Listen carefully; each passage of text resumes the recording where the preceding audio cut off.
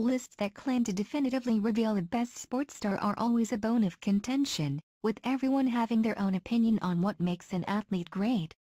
But a new study claims to have worked out who the all-time greatest Formula One driver is, and it's not Michael Schumacher.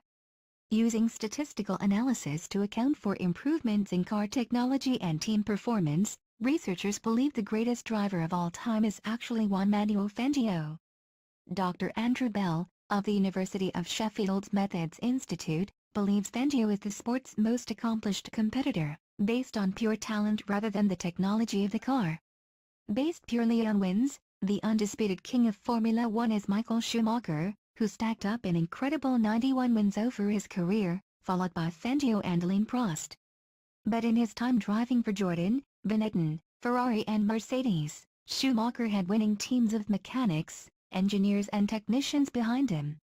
According to the study, the effect of the driver's team may account for 85% of the performance, with the star in the car accounting for that final 15% to reach the checkered flag.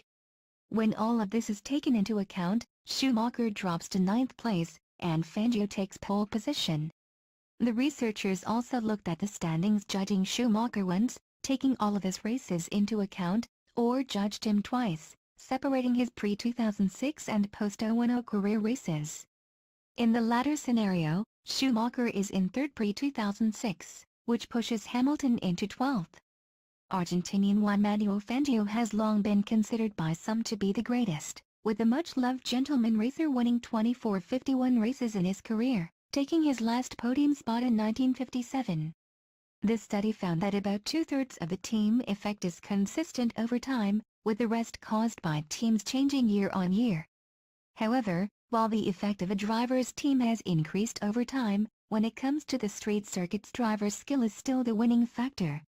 Dr. Bell said, "The question, who is the greatest F1 driver of all time, is a difficult one to answer, because we don't know the extent to which drivers do well because of their talent or because they are driving a good car."